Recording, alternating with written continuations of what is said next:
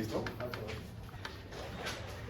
Vamos a hacer, como hemos hecho en la anterior clase, la revisión de los artículos que se les envió. A ver, ¿qué te parece? ¿Qué te parecieron los dos artículos? Muy bien. O críticas que tengan algún artículo, alguno de los artículos que les envié. Porque uno de los que les envié, yo soy autor de uno de los artículos que les envié. Entonces, ¿tienen alguna crítica? Algo que les pareció medio raro, o que no les cuadró, o que encontraron en otro lado cosas diferentes, ¿sí? ¿No?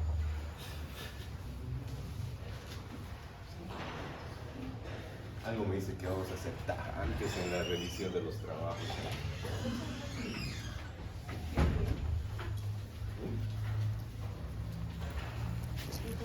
A ver, doctora. Es sobre, ¿cómo se dice? Ligamento verdadero y Ligamento verdadero. Sí. ¿Dónde has leído eso? Es, por ejemplo, ligamento inguinal Ya. o artificial. No es un ligamento verdadero. Ya. ¿Qué se debe? Ya. Se debe a la cantidad de fibras de la saponeurosis. Cuando tú tienes menor concentración de fibras aponeuróticas, se sabe que no es un ligamento como tal, sino podría ser una fascia. A eso se refiere. ¿Ha llevado histología? ¿No? Sí. ¿Presencial o virtual ha llevado? Pues, Hay en histología, doctora, revisar el capítulo 2, si no me equivoco, de tu libro de histología, ahí habla sobre las características de los diferentes tejidos que tienen que tener. Cuando te hablas, por ejemplo, de músculos verdaderos, músculos motores, músculos simpáticos, ligamentos, fascias, tendones, ahí te está el capítulo. ¿Listo? Bien. Partamos por acá. Hoy día nos toca hablar sobre hernias. Todo el mundo dice que hernias es muy difícil de aprender, en especial cuando hablamos de las hernias en la región inguinal o cuando hablamos de las hernias de la región crural y todo el cuento que la anatomía que no se entiende, que tiene muchos detalles. Entonces, fíjense que no es tal cual como se dice cuando tú te concentras en la zona, por ejemplo, en este caso, en la región inguinal, y tú vas analizando y vas comprendiendo y te vas dando cuenta que la cosa no era tan difícil de aprender. ¿Cómo me gusta a mí enseñarles hernias? Fácil. Imagínense que la región inguinal es como este cuadro, como esta aula. Imagínense eso. ¿Listo? Esa región inguinal, ese conducto inguinal va a tener un techo, ¿no? Un techo, va a tener un piso, dos paredes laterales y un orificio de entrada y otro orificio de salida. O sea, hablamos del orificio inguinal profundo y el orificio inguinal superficial. Entonces, esa imagen de esta aula, tenganlo en mente cuando hablemos de la anatomía de la región inguinal. Entonces, eso que no se les salga de su cabeza. Ahora, otra cosa para entender hernias es el concepto de hernia, la definición de hernia. La primera clase les había dicho que para entender una enfermedad siempre es importante tener la definición y el concepto claro de la enfermedad. A ver, ¿quién se anima a definir qué es una hernia? Re fácil. ¿Qué es una hernia? A ver, doctora, estás con ganas de participar. Salir de contenido intraabdominal. Salir del contenido intraabdominal. ¿Qué más? Por un orificio. ¿Cómo? Igual que por qué. Ya, un saco peritoneo. ¿Qué más? A ver, doctora. Cafecito. No tengo miedo, doctora. Ya, profusión, salida, contenido, envuelto por un saco. Fíjense que Pared muscular débil. también debilidad de la pared muscular. Entonces, fíjense, si ustedes ya vienen con un conocimiento previo, ya es mucho más fácil de abordar las cosas y solamente ya reforzamos el conocimiento. Fíjense, lo que dijo allá, ¿cómo te llamas, doctora? Glaucio. Glauciana. Lo que dijo la doctora, salida del contenido intraabdominal. Lo que dijo ayer su compañero, cubierto por un saco. Esos son los dos componentes claves en la definición de una hernia. ¿Listo? Pero ahora lo mejoraremos la definición y el concepto de hernia. Entonces, fíjense, en el primer artículo que les mandé, a mí me gusta mucho la definición que lo hicimos con los otros autores. Me parece que es la definición más concreta y clara para definir una hernia. ¿Qué dice? Que una hernia se define como ¿cuál? Como la salida o la protrusión del contenido intraabdominal a través de un orificio anatómicamente patológico o anatómicamente dilatado, constituido o cubierto por un saco peritoneal. Esa es la definición de un hernia, y eso es lo que lo han dicho ustedes, lo que la doctora, el doctor, la doctora, lo que ustedes dijeron, lo adornamos, lo ponemos como que más elegante para la definición. Entonces repetimos, que una hernia es la salida del contenido intraabdominal, ¿listo?, a través de un orificio patológico o anatómicamente constituido, debilitado, cubierto por un saco peritoneal. Esta última parte de la definición, que es cubierta por un saco peritoneal, la va a diferenciar de qué cosa. Exactamente, doctora Rebeca Dutra, evisceración. No hay evisceración sin saco peritoneal. Sin saco peritoneal. Sin saco peritoneal es evisceración. No hay hernia sin saco, con saco peritoneal. ¿Listo? ¿Entienden? Ajá. Entonces tiene que estar presente el saco peritoneal para que sea una hernia. ¿Listo? Ya. Y no tiene que haber saco para hablar de una evisceración. ¿Listo? ¿Quedó claro? Bien. ¿Qué pasará por el conducto inguinal? ¿Qué creen que pasa? Es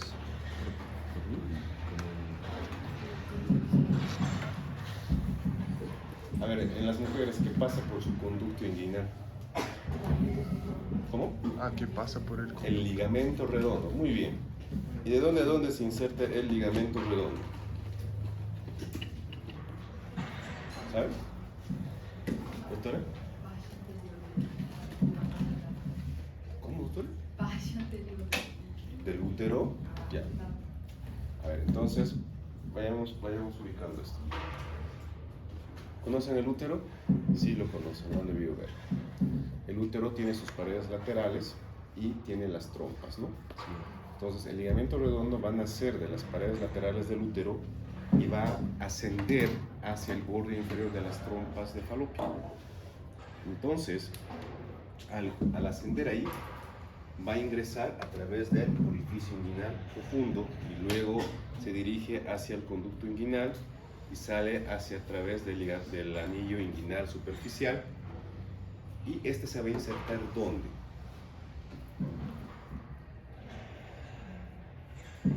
¿Dónde se insertará finalmente? Pues el ligamento redondo tiene 3 inserciones al final. Se inserta en el monte de Venus, en el pubis, en el tejido celular subcutáneo de los labios mayores de la vagina. Entonces, ahí tenemos las disposiciones o las inserciones del ligamento redondo. Y en los varones, ¿qué tendrá por su conducto inguinal? Sí, Los elementos del cordón. Los elementos del cordón. ¿Bien? Entonces, vamos a repasar un poquito algo de historia de las células. Fíjense que ya desde el año 1560 a.C. ya teníamos los primeros datos sobre la patología de hernia. Esto es el papiro de Ebers. ¿Han escuchado hablar del papiro de Ebers? Es un manuscrito de los egipcios, de los cuales ya detallaban ciertas enfermedades que se podrían presentar y cómo las iban a tratar. Entonces ya se tenía la idea de que a estos pacientes con hernias los trataban con cauterización, con hierro candente, quemaban. Pero pasaba que los pacientes, en este caso estos individuos, se fallecían. ¿Por qué? Porque lesionaban la víscera y el paciente entraba en sepsis y moría. Entonces, todos esos causas o complicaciones que pasaba, estaba descrito. Bien, entonces esto es lo que hemos hablado al inicio de la clase, la definición. Es la salida del contenido intraabdominal a través de un orificio normal o patológico dilatado, cubierto por su saco peritoneal, y este último diferencia en una evisceración. Si tiene saco, es hernia. Si no hay saco, es evisceración. Eso que nunca se les olvide, que siempre esté vendido en la cabeza al momento de estudiar. Entonces, fíjense, tenemos esta característica. Fíjense acá, tenemos el peritoneo. Ese es el saco peritoneal. ¿Listo? Tenemos el anillo herniario y tenemos el contenido. Esos tres elementos van a formar la anatomía de una hernia. Entonces, si yo les pregunto, ¿cuáles serán los elementos que forman una hernia? ¿Qué dirán ustedes? Saco, anillo y contenido. Saco, anillo y contenido. Entonces, esas tres estructuras forman lo que es una hernia. Ahora bien, ¿cuándo decimos que una hernia es grande, pequeña, mediana? ¿Cuándo creen que hablamos de eso? ¿En base a qué? ¿Qué cosa tendríamos que medir? ¿O qué tendríamos que ver? ¿Cómo? Exactamente, el diámetro del anillo herniano.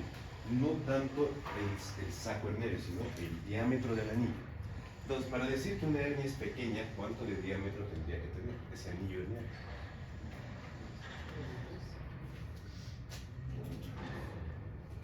Menos de 5 centímetros de diámetro para hablar que es una Hernia pequeña, menos de 5 centímetros de diámetro. Entonces, decimos que una hernia es pequeña cuando el diámetro del anillo es menor a 5 centímetros de diámetro. ¿Cuándo decimos que una hernia es mediana? Cuando el anillo tiene un diámetro entre 5 y 10 centímetros de diámetro. ¿Cuándo decimos que una hernia es grande? ¿Cuándo tiene? ¿Perdón, doctora? ¿Cuándo? Mediana entre 5 y 10 centímetros de diámetro. Cuando decimos que una hernia es grande, cuando el anillo herniario tiene más de 10 centímetros de Más de 10 diámetro. centímetros. Más de 10 centímetros. ¿Listo? Negro. Hablamos de una hernia grande. Pero acá tenemos que hablar de otro concepto. Hablamos de aquellas hernias que tienen pérdida de continente. ¿A qué nos referiremos cuando hay pérdida de continente?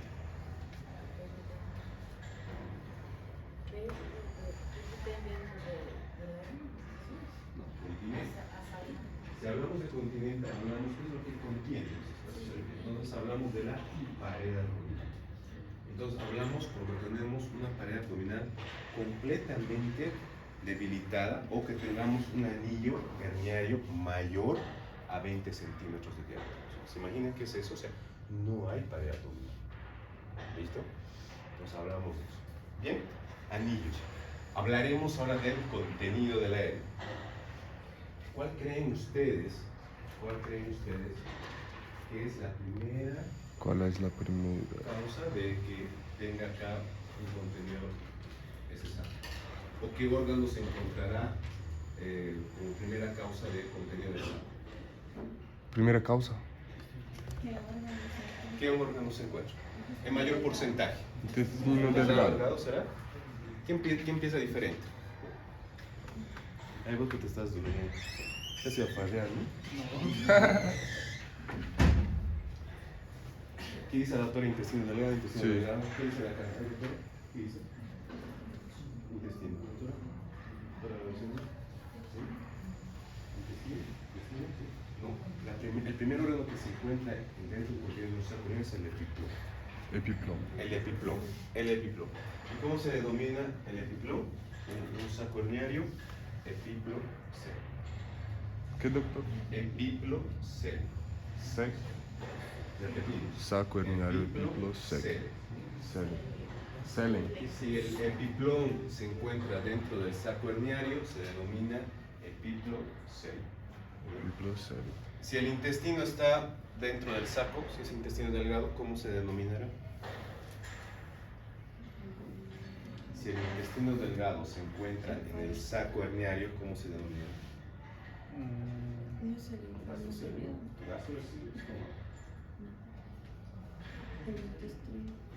¿Cómo se dice en latín intestino delgado?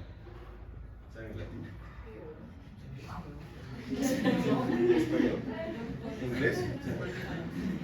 A little English. Only English? Only speak English? A little. Little? I understand you. I don't understand English. No? I don't understand English. I don't understand I speak a little English. Entero, cero. Entero, cero. En latín, intestino se dice entero. Entero. Entero. Intestino entero, no hay.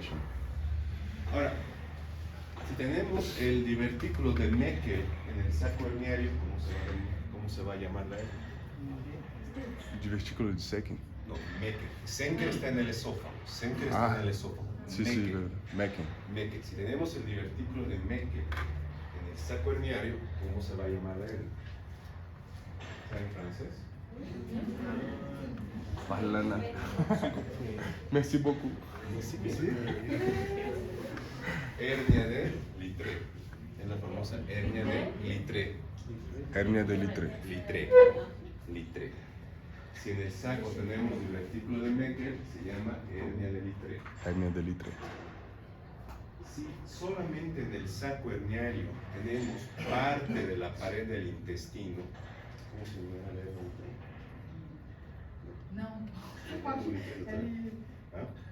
¿Cómo se llama la hernia? Hernia de Richter. Richter. Hernia de Richter. L-I-C-H-T-E-R.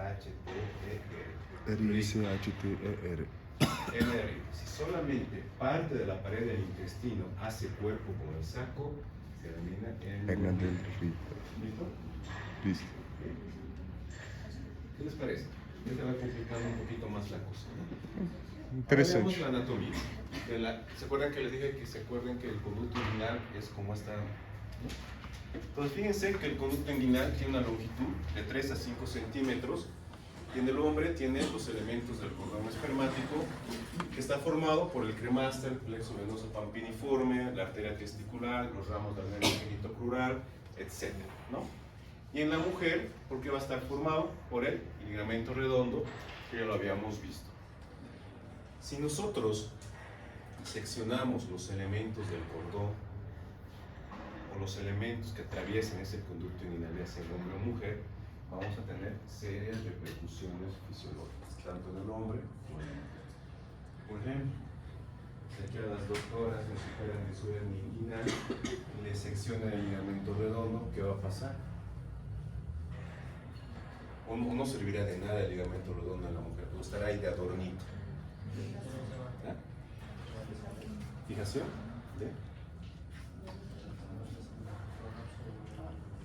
¿Prolapso de qué? No, prolapso no. ¿Para qué? Ya vamos a ver prolapsos. Cuando hablamos de prolapsos, tiene que haber debilidad a nivel del piso pélvico. Tiene que haber debilidad del piso pélvico si hablamos a nivel de genitales, o de útero, o de vejiga. Tiene un nivel del piso pélvico.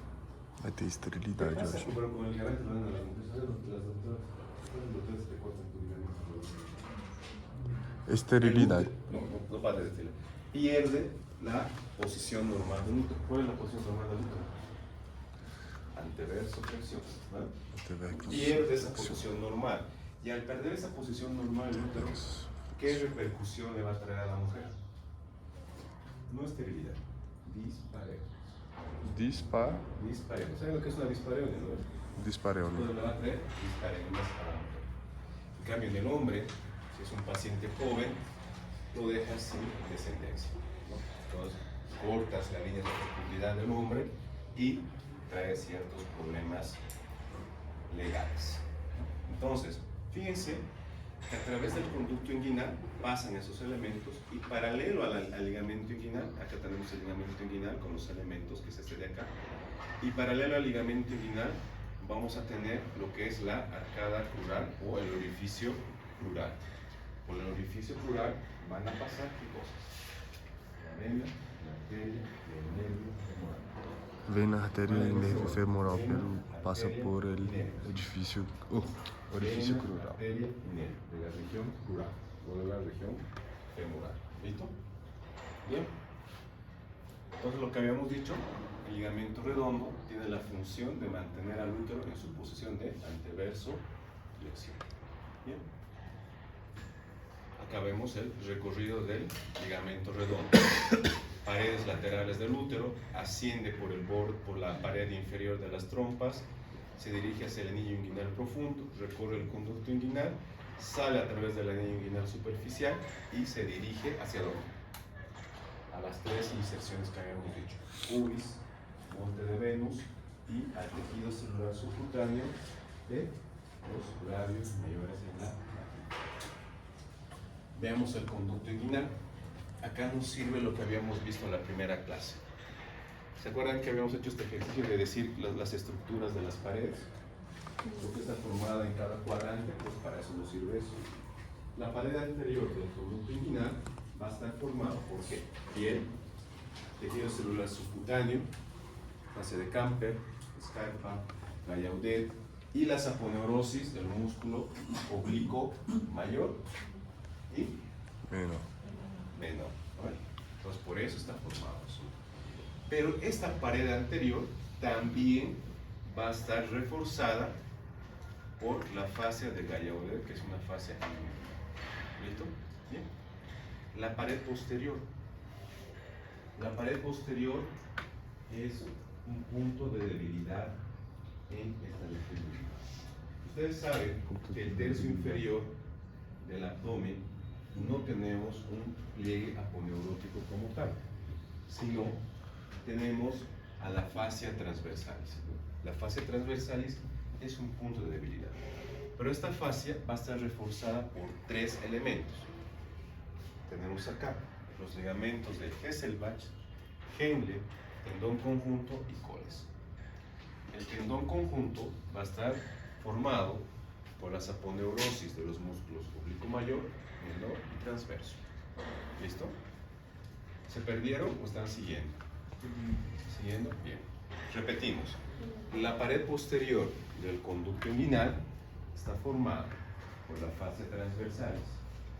Esta fascia transversalis está reforzada por los ligamentos de Hesselbach, Henle, tendón conjunto y coles.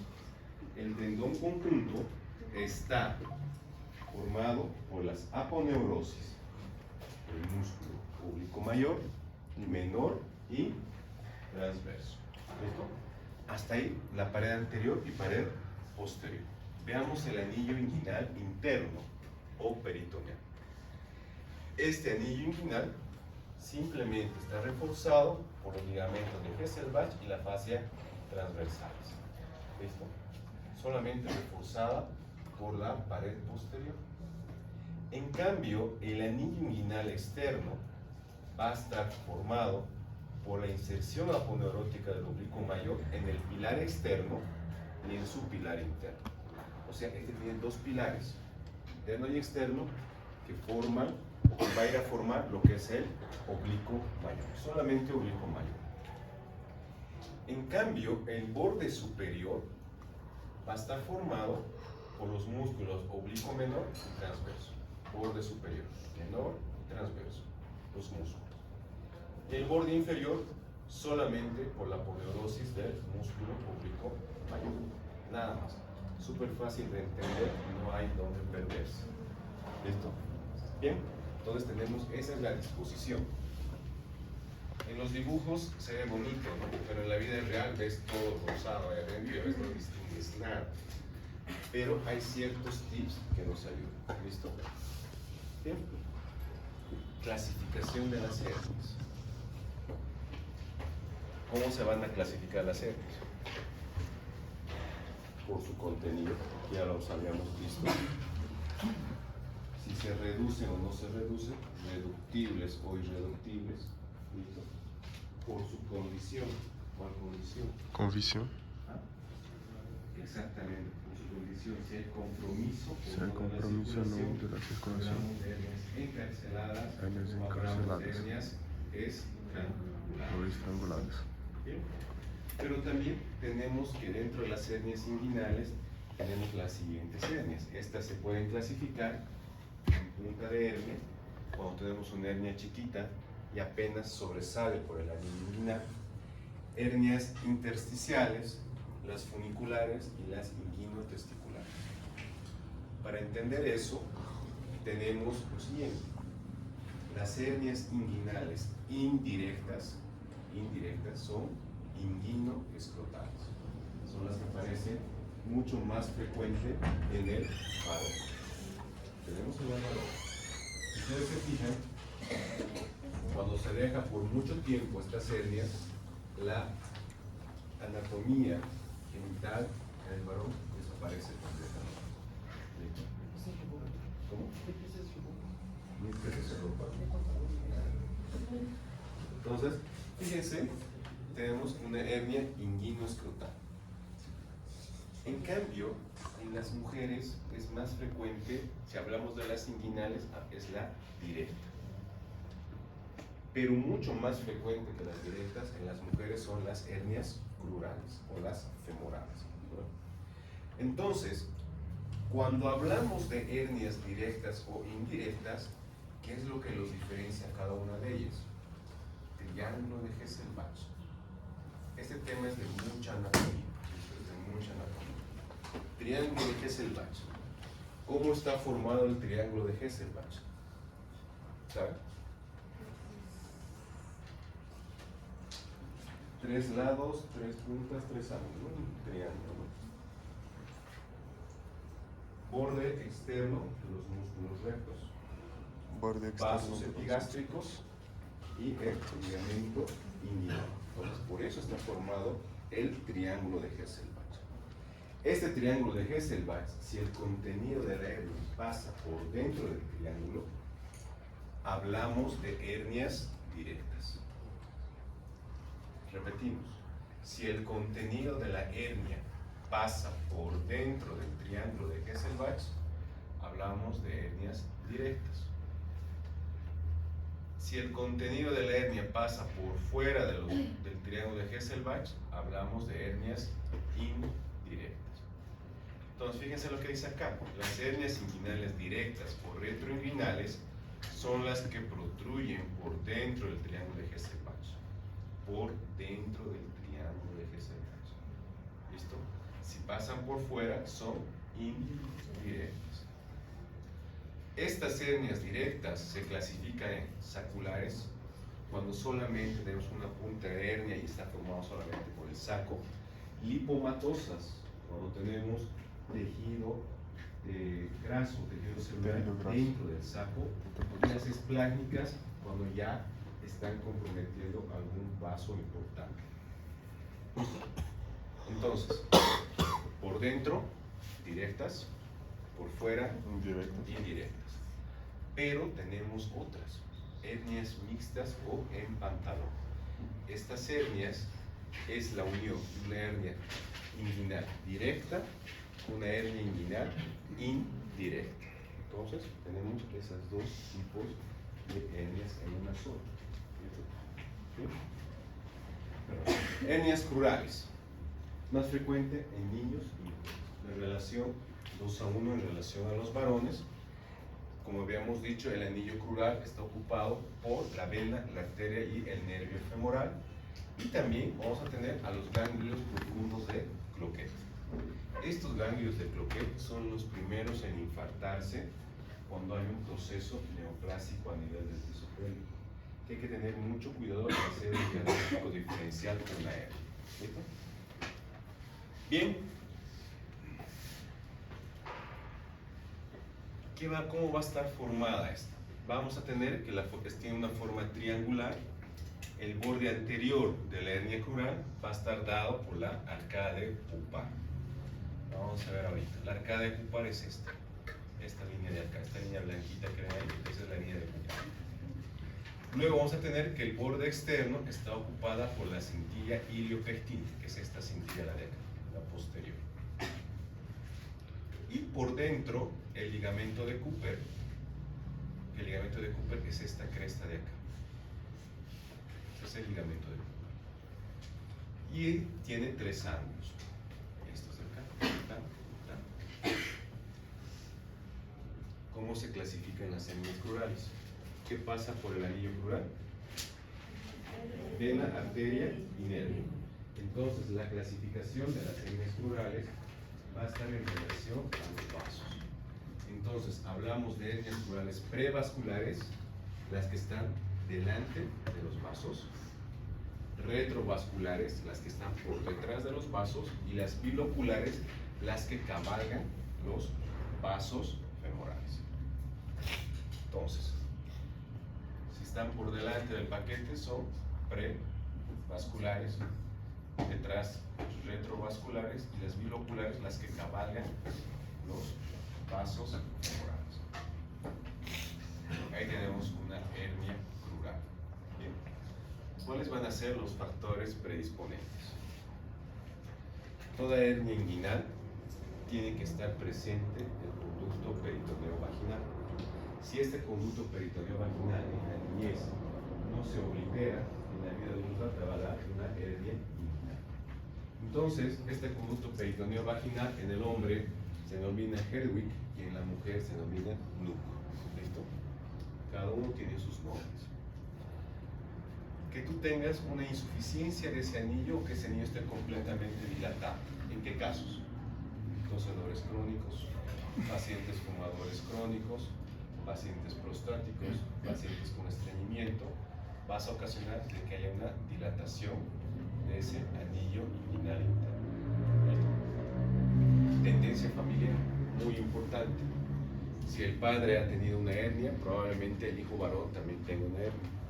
Si la madre ha tenido una hernia, probablemente la hija mujer o las hijas mujeres también tengan una hernia.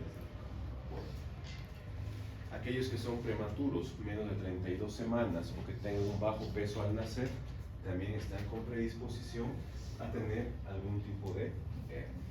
¿Bien? Incisiones quirúrgicas transversas exageradas en el abdomen también, por eso es que la cirugía abierta ya no se la está realizando mucho. Generalmente ya son todos procedimientos laparoscópicos. Procedimientos laparoscópicos. Esta por estética queda mejor. A nadie le gusta estar con su hachazo. ¿Sí o no? Entonces hay que tener eso. Factores desencadenantes, esfuerzos crónicos, lo que habíamos hablado.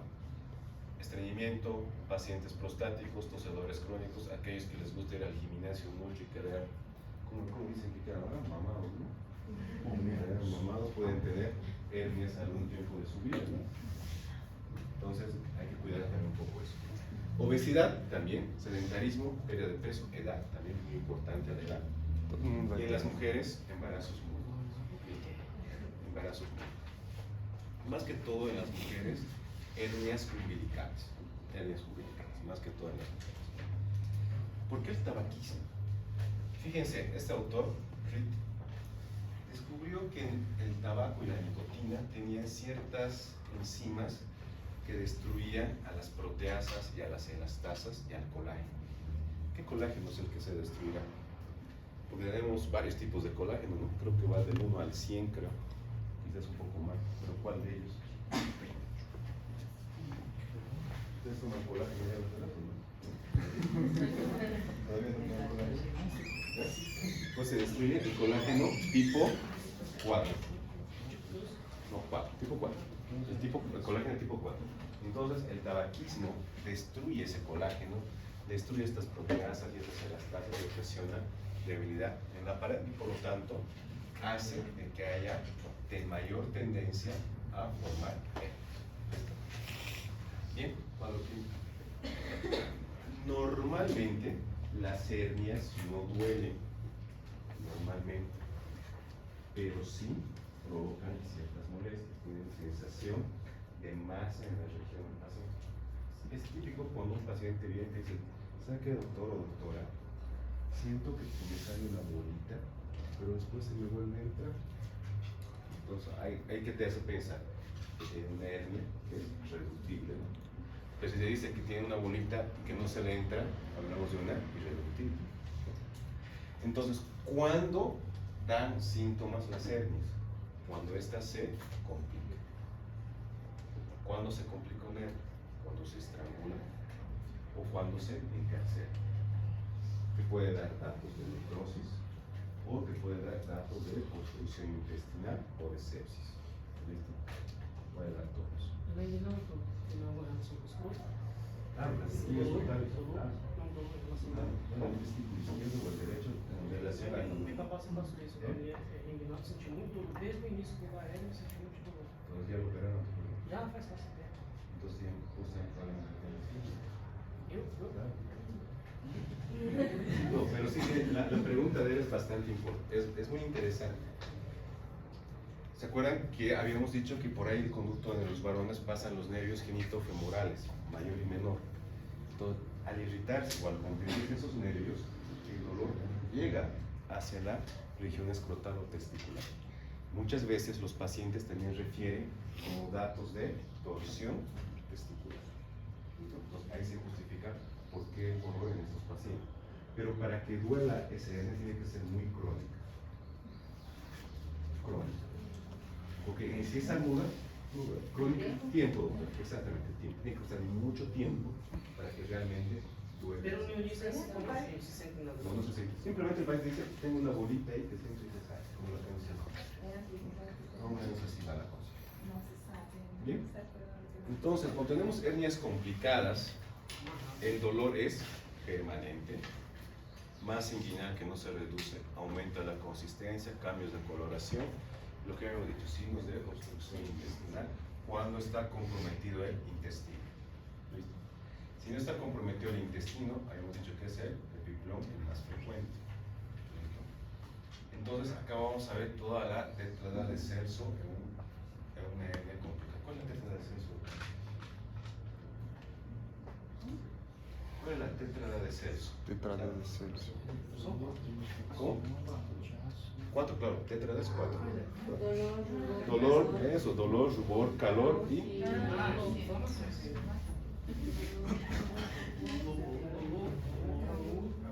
Aborrecimento. Rubor es lo que significa. Tumefacción. Tumefacción. Dolor, tumor, calor y... Eso no se olvide. Tetrada de Celso. Realmente vemos eso en nuestros pacientes que están con hernia complicada. ¿Sí, doctora? Sí, eso, muy bien. Bien. Diagnósticos diferenciados. Fíjense, tienen que ser diagnósticos con todas esas patologías. ¿Fácil o difícil? Breve, fácil, doctores. Hidroceles. ¿En quién vemos hidroceles? Varones. Varones jóvenes y que tengan o que hayan sido demasiado promiscuos, ¿no? O sea, que hayan comenzado su vida sexual a muy temprana edad, los vasos todavía no están completamente desarrollados y se producen estos hidroceles. Quistes del cordón también, esto ya causa genética. Hayamos visto los quistes del conducto de Nuc que está presente en el conducto peritoneo vaginal. En la mujer se pueden formar también quistes y hacer confundir con una hernia inguinal. Lipoma, las fascitis también en el varón, quistes en la glándula del Bartolino, si hablamos de las, en este caso, indirecta en una mujer que es demasiado rara, por eso es que se mete acá esto. Varices de las afenas, adenopatías, abscesos del psoas, testículos ectópicos, varicoceles, hematomas. O sea, fíjense, distintos diagnósticos diferenciales. Acá, ¿cuál creen que sería lo más importante para diferenciar una hernia de todo esto?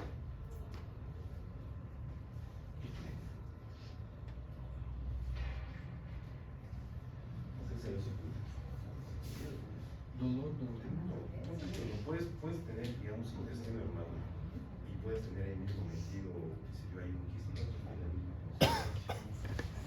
pero ¿qué nos hará diferenciar? Quando você hace. Al examen físico. Exame físico, quando você hace, tipo, compressão lá no abdômen, tipo, só pra. ¿Maniobras de Valsalva? Sim. Valsalva, ya puede ser, pero. E o conteúdo se protrui, né? Ya puede ser uno. Pero... Vai diferenciar de uniforme. Ya, está bien. Pero otra más específica. Eso, palpación del anillo. ¿Cómo palpas el anillo? A ver, ustedes son los doctores y tienen un paciente con hernia. ¿Cómo lo palpan? ¿De acostado o de parado? Acostado. ¿De acostado será? No, parado. De parado, porque por gravedad, ¿no? Por Sí, gravedad sí, claro. tienes que ver las cosas, ¿no? Entonces, en el varón es bastante incómodo, pero lo tienen que hacer. A través del, si te dice que es derecho o izquierdo, tú palparás a través del escroto, meterás el dedo y palparás en la región inguinal del lado derecho del anillo inguinal. Y ahí tú le dices lo que dijo su compañero. A ver, meta aire o tú eso, pum, y sientes lo que se sale. Entonces ahí no hay donde perderse de que estás frente a una hernia. Si no pasa eso, ahí sí tienes que descartar todo esto.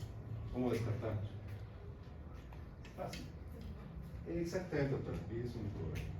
Ecografía. Ahí en el informe ecográfico te dirá si estás con un lipoma, estás con un absceso, estás con unos quistes, pero ya tienes tu examen físico que es positivo o negativo para una hernia. ¿Listo? Así de fácil, no es difícil. Tratamiento quirúrgico. Tenemos varias técnicas. Como hay varias técnicas, ¿qué quiere decir? Que ninguna es buena, ¿no? Eso dicen, ¿no? Cuando hay varias técnicas, ninguna es buena, ¿no? Sí, ¿no? La haciendo. Otra vez, sí, ¿no? Fíjense que en todo este tiempo que ha pasado, han habido varios autores que han hecho varias técnicas. Por ejemplo, técnicas con prótesis, técnicas sin prótesis, uso de mallas, diferentes tipos de malla, etc. Y que ninguna dio mucho resultado. Pero hubo un autor que sí se acercó lo más posible a la perfección en el tratamiento de hernias. ¿Quién fue? Lichtenstein. ¿Saben belga? Lichtenstein era belga. Entonces, Lichtenstein tuvo la menor tasa de recidivas de hernias y estas fueron aceptadas por la mayoría de los cirujanos. Pero fíjense, tenemos como primera Lichtenstein, Gilbert, Trabuco, en fin, varias técnicas. Pero acá, ¿qué es lo más importante? Los conceptos. ¿Cómo definimos una hernioplastia? ¿Qué es un herniorrafio? ¿Saben? ¿Qué es una hernioplastia? ¿Qué es un herniorrafio? ¿Saben, doctora? Hernioplastia poner como si fuese una malla y hacer la instalación. Ya, va por ahí. Va por ahí la cosa. ¿Alguien quiere mejorar la idea de su compañero? No, si no es difícil. Hernioplastia, reparación del defecto con material protésico. Nada más lo que dijo su compañero. Las prótesis, las mallas son un material protésico. Está bien. O sea, reparación del defecto con material protésico, en este caso las mallas. Luego, herniorrafias. Sin material. Sin material protésico, exacto. Reparación del defecto con los propios tejidos del paciente. Nada más, con los propios tejidos del paciente. ¿Bien? Hernioplastia y herniorrafia. ¿Cuántos tipos de mallas tenemos? ¿Saben? ¿Saben o no saben?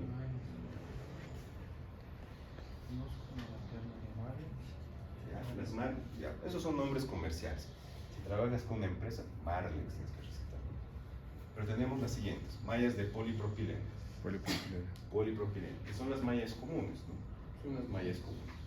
Luego tenemos las mallas de vitril, las de poligalactina, que son mallas absorbibles. Generalmente las usamos cuando tenemos procesos infecciosos. Luego tenemos las PTF, las politetrafluoroetileno. Estas PTF son las únicas mallas que pueden entrar en contacto con las vísceras en la cavidad abdominal. ¿Por qué? Porque estas no se adhieren a las vísceras y no producen fístulas. ¿Cómo se pronuncia, doctor? Politetrafluoroetileno, o PTF, la verdad. Luego tenemos las mallas biológicas. Mallas biológicas. Estas mallas biológicas se las usa en último extremo en caso de que el paciente tenga rechazo a un material que haya producido. ¿Listo? Entonces tenemos ese tipo de mallas. ¿Bien?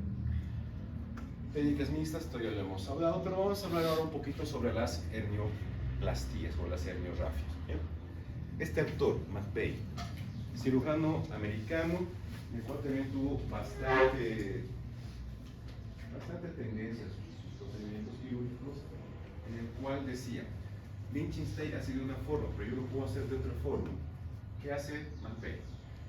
Sutura el tendón conjunto al ligamento de Cooper. O sea, el tendón conjunto lo lleva aquí abajo al tendón conjunto.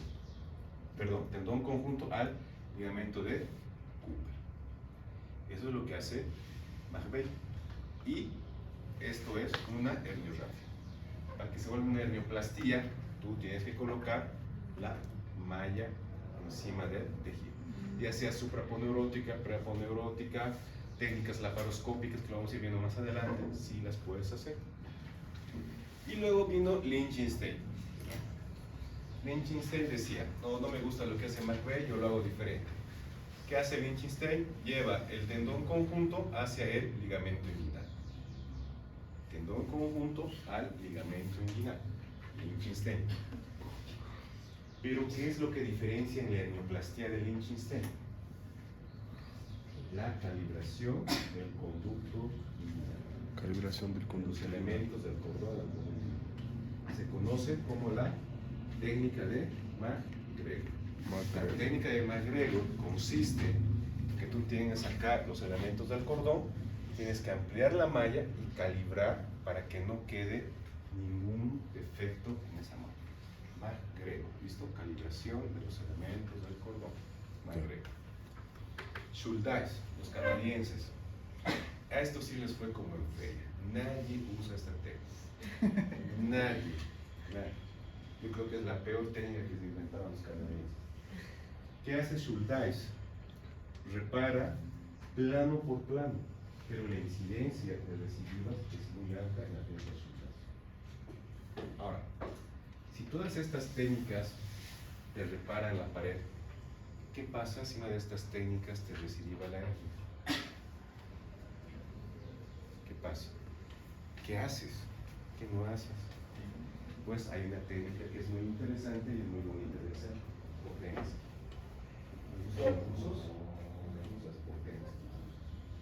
¿Qué hace Potensky? Potensky te repara el plano aponeurótico del tendón conjunto y lo lleva a la arcada crural. Potensky. O sea, esa es tu última medida salvadora. O sea, hace puntos totales, te lo lleva todo a la arcada crural, con eso queda solucionado. Si tienes recidivas de alguna otra técnica, con malla. Técnicas laparoscópicas, tenemos las intraperitoneales, las peritoneales, ¿listo? Son cirugías muy bonitas de realizarlas, en la cual las mallas se colocan siempre por dentro del orificio inguinal interno y hay que peritonizarlas después. Este peritoneo hay que subirla y suturar las mallas. Índice de recidivas igual bajas, al igual que la técnica de Lichtenstein. Complicaciones. ¿Qué complicaciones tenemos? En el preoperatorio, ¿qué vamos a tener? Error en el diagnóstico y maniobra de taxis mal realizada. ¿Qué será la maniobra de taxis? ¿Saben? Técnica quirúrgica. No me acuerdo de eso. ¿Virtual también? No, ¿Todo virtual? pero ¿No? creo que el doctor no ha dicho. No ha dicho. La maniobra de taxis es la maniobra con la cual nosotros podemos reducir el contenido de la hernia. Maniobra para reducir el contenido de la hernia. ¿Listo? Se reduce el contenido. Si tú la realizas mal, o perforas intestino, o desgarras un vaso, sangre, el paciente se muere. ¿Listo? En el intraoperatorio, ¿qué puedes lesionar? Más que todo, dentro de la cirugía laparoscópica es donde ocurren estas complicaciones. Lesiones nerviosas, lesiones vasculares. Porque acuérdate que tú no estás palpando en la laparoscopia, tú no palpas, o sea, el sentido del tacto se pierde. Si tú no identificas bien las estructuras, puedes lesionarlas. Lo que habíamos hablado, lesión o sección del conjunto deferente en el hombre o el ligamento redondo en la mujer, ya saben qué es lo que pasa. Lesiones de vísceras, perforaciones, desgarros en la víscera que esté comprometida. Por eso cuando ustedes realicen alguna maniobra, háganlo lo más tranquilo posible y lo que el paciente pueda tolerar. Nunca hay que forzar nada. ¿Listo? Si no se puede, el paciente tiene que entrar a cirugía de emergencia. Posoperatorio: hematomas, hemoperitoneos, seromas, abscesos, fístulas, rechazo a prótesis, recurrencia herniaria, osteitis. Cuando se infecta la malla y tú has suturado el ligamento de Cooper, puede producir atrofia testicular. Cuando si tú has calibrado el anillo inguinal y lo has apretado mucho, entonces estás provocando un estrangulamiento por ahorcamiento de la circulación en ese testículo. Entonces puede provocar eso. Bien. Hasta ahí hernias inguinales y crurales. ¿Alguna duda, alguna pregunta? ¿Quedó claro? Sí, ¿no? No es difícil. Sí, doctor. No es difícil, no está bastante claro de entender. Hernias incisionales. Esta es complicación del cirujano. Esta es la que te lo hizo el cirujano. Por eso yo siempre les digo a los estudiantes y a los residentes con los que yo los formo en el seguro universitario, siempre les digo que todo lo que ellos vayan a abrir tienen que cerrar, tal cual han abierto. Es por eso que el anterior tema, el de anatomía, es muy importante, porque ahí vimos todas las características de la pared abdominal anterior. Entonces, si tú no cierras adecuadamente esa incisión, le vas a provocar al paciente una hernia incisional. Pues fíjense lo que dice acá. Las hernias incisionales son complicaciones post-laparotomía, o sea, hablamos de la laparografia. Cerca del 10% de todas las hernioplastías en Estados Unidos es por una hernia incisional, es por un error del cirujano. La mayoría de las hernias incisionales ocurren durante los primeros 4 meses después de la cirugía. O sea, a un principio el paciente está bien, pero después te viene, oiga doctor, mire, ¿sabe que donde me operó me apareció este bultito? Te dice, me apareció esta bolita. Entonces tú le tocas, acá no es una hernia, dice, entonces hay que tener mucho cuidado. ¿Listo? 5 al 10% pueden permanecer asintomáticas hasta 5 años después de su detección. Pueden permanecer ahí. Fíjense, una paciente por un error puede quedar de esta forma, hernia, por todo lado, debilidad de pared. Ahora, estas hernias incisionales también tienen sus nombres, ¿Tienen que han llevado incisiones? Sí han tenido que llevar incisiones. ¿Cómo se llama esta incisión de acá? Subcostal derecho. ¿Qué? No, coche. ¿Coche? No. Coche, no es coche, coge, hernia de coge. La incisión de coge. La incisión de coge es una subcostal derecha en la que lo utilizamos más que todo para hacer un abordaje de la vesícula y las vías biliares. Hígado, vías biliares. Entonces esta será una hernia incisional de coge. Si tenemos una hernia acá, encima del pubis, una paciente que tiene una cesárea, ¿cómo se llamará la hernia? Hernia incisional de Panesti. Si la paciente ha tenido una laparotomía acá en la línea media supraumbilical, ¿cómo se llamará la incisión? La hernia. Hernia incisional de la línea media supraumbilical. Mediana superficial tiene aquí abajo. Hernia incisional de la línea media infraumbilical. No tenemos todas esas hernias. Pero fíjense que el contenido sigue siendo el epíplomo. ¿Listo? ¿Qué será? Un epíplomo. Bien. Tratamiento de las hernias incisionales, hernioplastías. Siempre hernioplastia. ¿Listo? Hernias epigástricas, estas hernias se encuentran a nivel de la línea alba del abdomen. Generalmente estas tienen consecuencia congénita. Aparece por error de fabricación nada más del individuo. Pero ¿cuál es la otra característica? Que aparece en forma de conejera. Varios orificios a nivel de la línea alba que te puede dar este tipo de hernia. ¿Bien?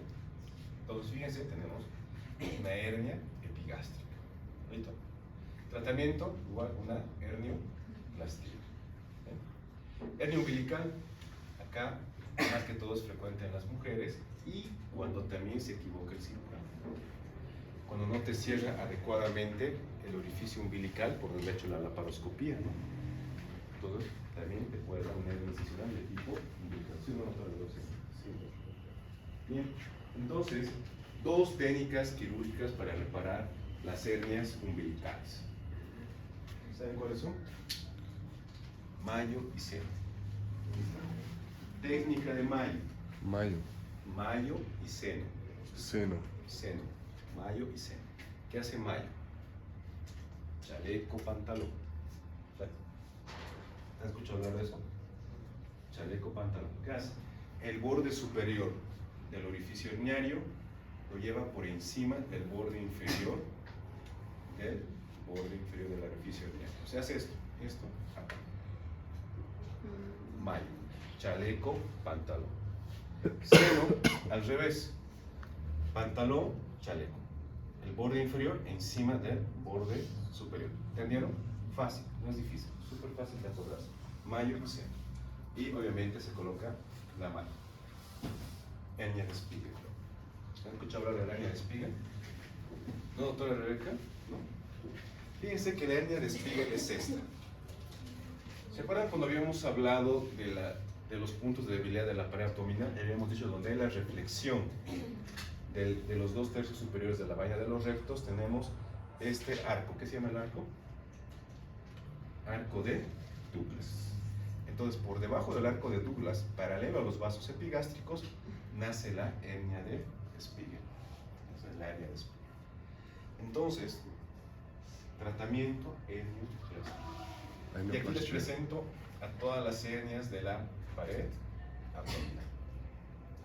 ¿Dudas, preguntas que tengan? Bien. ¿En qué consiste su trabajo? Para el final, ¿no? De aquí a 2 semanas. Para el día del examen. Para el día del examen. Temor.